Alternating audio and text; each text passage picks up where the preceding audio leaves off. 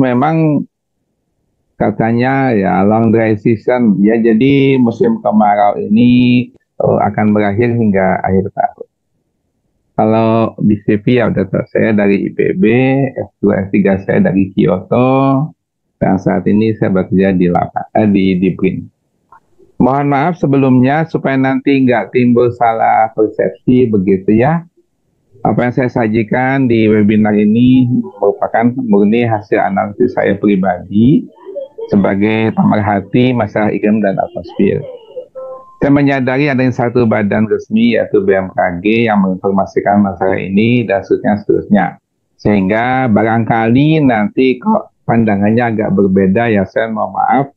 Tapi di sini saya sangat-sangat menghormati apapun yang BMKG sampaikan, karena memang ini merupakan badan resmi yang memang ditunjuk untuk memberikan informasi terkait masalah cuaca dan iklim di Indonesia.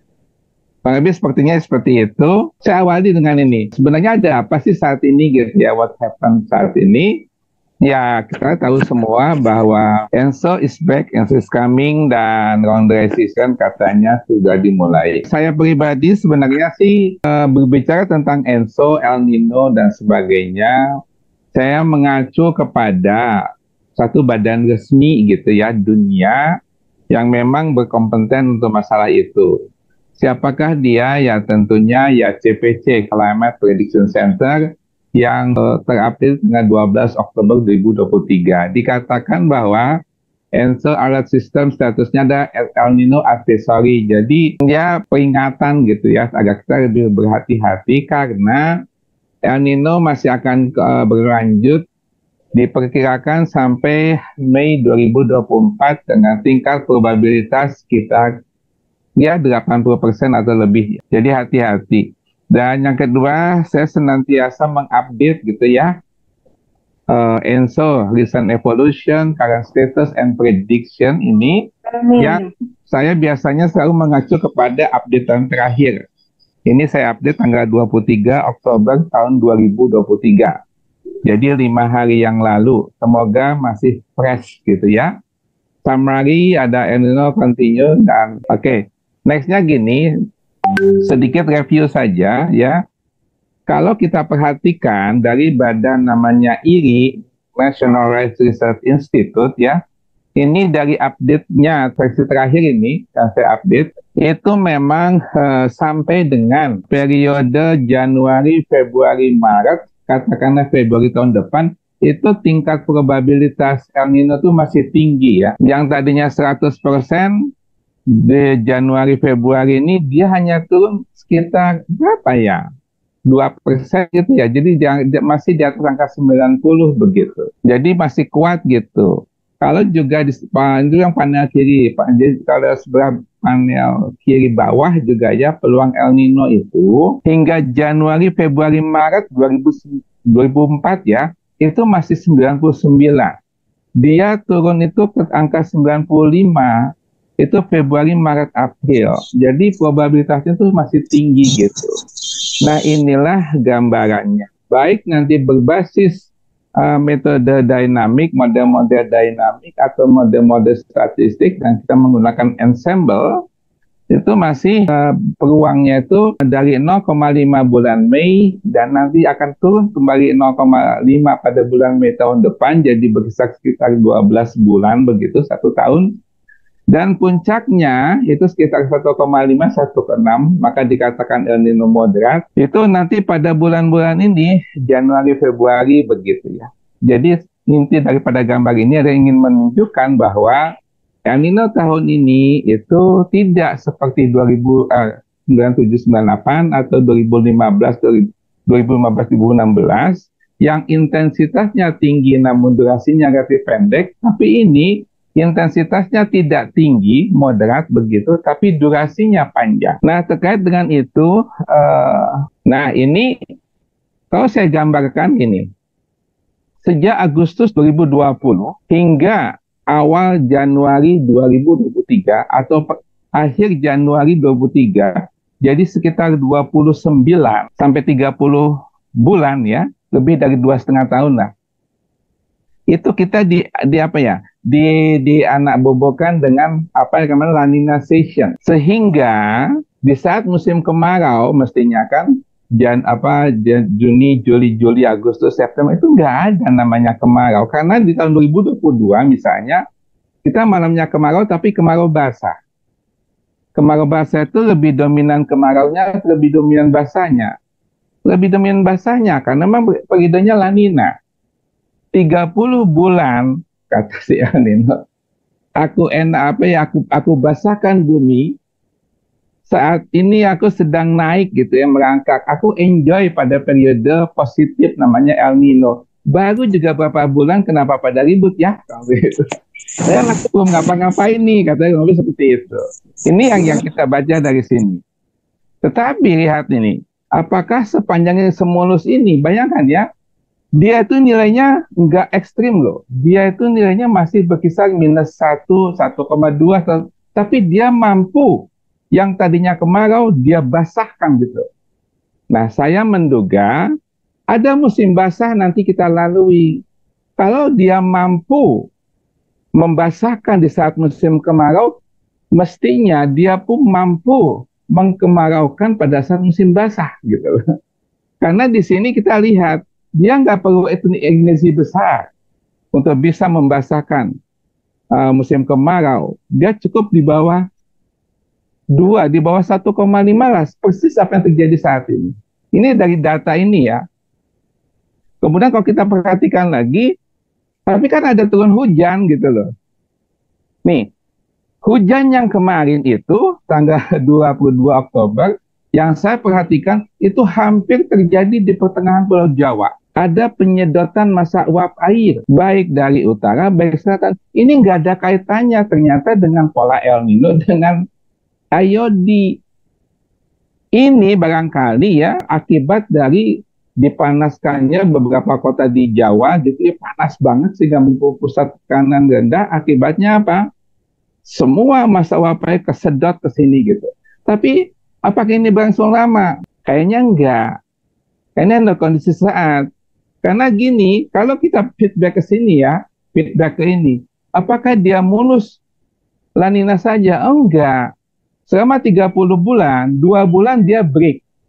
Kemudian dia naik lagi. Dugaan saya gini. Ini dia tuh bukannya Ustadz musim hujan. Dia tuh istirahat dulu 2-3 hari, 4 seminggu katakan gitu ya. Karena dia akan mengumpulkan energi yang besar gitu ya. Kenapa dia mengumpulkan energi besar?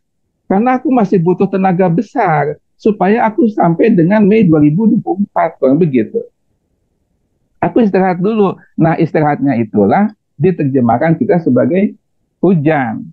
Nah, apakah bulan, kalau kita nih, ini data klimatologis ya, tahun 90 2015. Sejak bulan Juli yang merah ini, Pulau Jawa itu udah memang kemarau gitu. Agustus makin merah nih, masih Jawa masih kemarau. September masih kemarau. Oktober Jawa udah berkurang, tapi tidak berarti kita tuh hujan, enggak.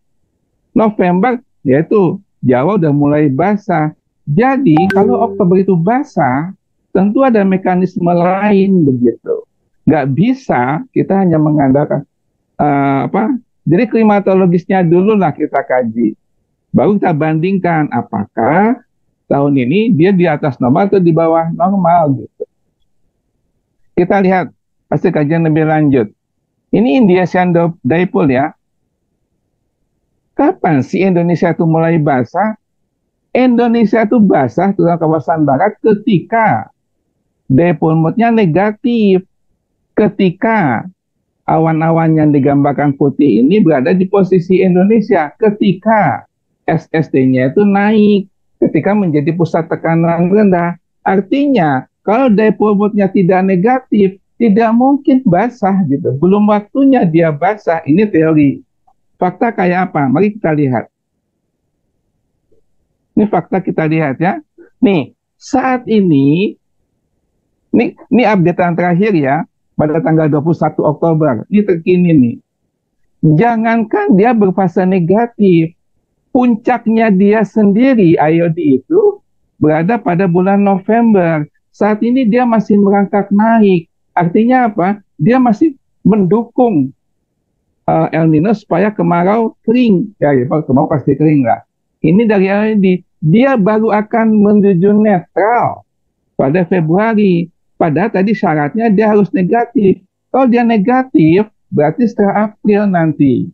Ya, Nino 34 memang puncaknya tidak bulan November. Dia puncaknya memang Januari. Keduanya satu fase hingga bulan November.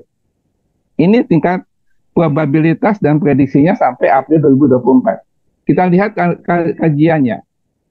Kita jawab tadi, apa yang menyebabkan hujan gitu ya? Ini yang lidah merah ini menunjukkan SST 34. Kita perhatikan, hujannya itu dari mana? Saya berpikir adanya kolam dingin di bagian Sumatera bagian barat. Ini yang selama ini kita loss analisis ini, kita lepas. Padahal dinamika yang terjadi di lautan Sumatera bagian barat ini pada bulan November nanti itu besar. Artinya hujan ada tapi tidak deras karena dia tidak kuat melawan SST Nino 34 yang besar ini. Itu November. Di bulan ke sebelah kanan, di bulan Desember, dia masih ada tapi tidak sekuat November. Yang lebih mencengangkan saya adalah ketika nanti bulan Januari dia hilang. Artinya apa? Justru di saat puncak hujan, nggak ada yang menghambat. Sudah El Nino-nya kuat, IOD-nya masih kuat. Nah, ini yang saya khawatirkan. Artinya apa? Kalau tahun sebelumnya kemarau basah, tidak menutup kemungkinan kebalikannya, yaitu basah kemarau. Indikasinya apa? Karena yang menghambat nggak ada gitu. Nah, kita lihat lagi di sini. Ini fenomena ini serupa bulan Juli. Juli itu banyak hujan, muncul yang tanda warna biru ini. Ini kan SST-nya negatif ya, berarti ini kolam dingin lah seperti itu. Artinya terbentuk banyak awan-awan di sini. Hanya saja awan ini kemana harus bergerak kan seperti itu. Terkait dengan itu, indikasi basah kok hujan.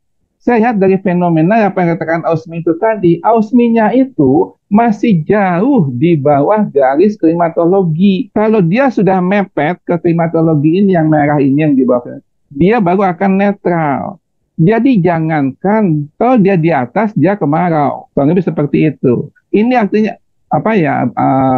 Ini indikasi kemarau itu berarti masih berlanjut terus begitu dari segi yang Ausmi ini, karena warna merah ini nggak ada indikasi menempel kepada warna biru yang klimatologi ini. Itu dari segi klimatologi. Terus saya coba gitu, oh kalau begitu bagaimana jika dua fenomena ini saya gabung terjadi secara simultan? Alhasil adalah sejak November nanti itu makin kuat, makin panas, makin ini. Karena nggak ada yang menghambat. Puncaknya itu Desember. Jadi November, Desember, Januari. Kenapa? Karena probabilitasnya tinggi. Angkanya pun cukup tinggi, yakni di atas 3, tepatnya 3,7 pada hari itu. Baru nanti ketiga, walaupun dengan tingkat probabilitas yang mulai meredam, yakni 81,3, tapi masih termasuk tinggi. Jadi November sampai Februari, itu periode yang menurut hemat saya be careful, karena sangat-sangat kritis gitu. Ya. Itu hemat saya gitu. Nah, karena itu, maka perlu dibuat prediksi. Kalau prediksi yang model lama, A5. Betul. Dengan A5 apa kelebihannya? Ini yang sedang dikembangkan oleh kami dengan tim ITB. Kenapa harus melibatkan dua? Karena untuk prediksi itu harus forecasting. Forecasting itu hanya bisa didapat apabila ada lag time. ANN, deep learning, machine learning Bayesian itu hanya nowcasting. Nah, makanya hibrid antara ANN dan yang konvensional ini menjadi power baru. Yang semula, ya, ini data ini yang menggunakan tadi, contoh set sebenarnya. Yang semula hanya 5 bulan, gitu ya, dengan teknik ini, maka kami bisa memprediksi jauh ke 8 bulan. 8 bulan. Nah, kalau kita biasa bermain monthly ya, itu kecil. Tapi kalau kita bikin session, itu tingkat akurasinya jadi besar, sekitar 0,9 begitu. Jadi dibikin seasonal, digabungkan antara Arimas, dan sebagainya, jadi konvensional dengan yang modern gitu ya, baru akan menjadi kekuatan baru. Ini yang kami coba. Memang saya tidak terfokus dengan angka-angka negatif ini ya, tapi kalau saya bandingkan hasil ini dengan metode lain, ya, ini persamaan ya. Ini yang pakai Arima saja nih. Ada kata -5, berarti dia tuh bisa memprediksi 5 bulan ke depan. Tapi dengan ANN digabung, dia bisa lari ke 8 bulan ke depan. Tapi seperti itu. Nah, angka-angka yang ini saya bandingkan dengan yang Full and Warm Episode Decision. Ini yang ada di CPT Encap Noah Go. Ternyata angka-angka negatif. Jadi kalau prediksi kami itu negatif, prediksi CPC itu positif semua. Kita bandingkan Maret 2023. Maret 2023, ini kan yang sini ya. Maret 2023. 2023. Ini 0,5 mestinya positif. 0,8 positif ya. Merah itu jadi maksudnya ini merah, bukannya hitam ini. Ini hitam, enggak ini merah, 0,5, 0,8 merah. Jadi gini, ketika dia positif, prediksi kami negatif. Ini kesuasanya tinggi banget gitu. Artinya apa? Model yang kami kembangkan itu diharapkan bisa mengganti model yang dikembangkan oleh pihak CPC Encap Noah Go. Nah, kalau seperti itu. Nah, akhirnya kami membuat sebagai resume seperti ini. Jadi, panjang ini menurut hemat saya memang tidak sedahsyat 9798 ya, atau 2015-2016 dikenal giant sangat strong dia dari altitude-nya, dari amplitude-nya iya, tapi durasinya pendek sekitar 6 atau 7 bulan. Ya 9 bulan lah. Sementara kami mengenai ini dia nggak seperti 98 2015 2016, tetapi durasinya panjang. Oleh karena itu kami nggak mengenal itu giant El Nino, gorilla El Nino. Itu istilah menurut kami sih nggak pas gitu ya. Nggak ada yang giant, nggak ada yang bikin gorilla. Ini hanya El Nino yang sekedar El Nino medium gitu, yang middle, tetapi durasinya inilah gitu. Kenapa dia panjang? Karena dibantu oleh IOD. Tapi kapan IOD membantu? Maksimum hanya bulan November, setelah itu IOD akan turun, nggak membantu lagi. Tapi seperti itu ya. Nah sayangnya gini, pada saat IOD tidak lagi membantu, mestinya DJF itu kita musim basah. Mestinya gitu ya, tetapi kan sirkel kemarau.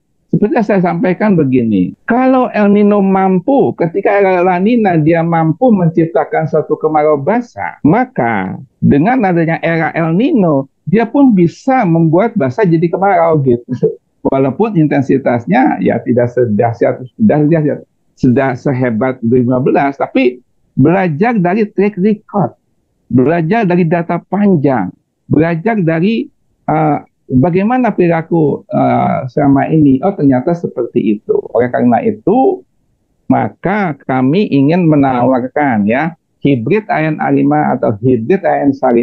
Ini hasil dari ITB dan BRIN, mohon dipertimbangkan sebagai second opinion.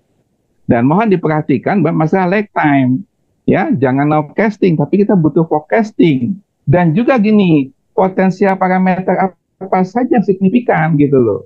Memang kejadiannya di katakanlah di kota A di Bandung, kita lihat bagaimana moisture flux itu, trackingnya itu seperti apa.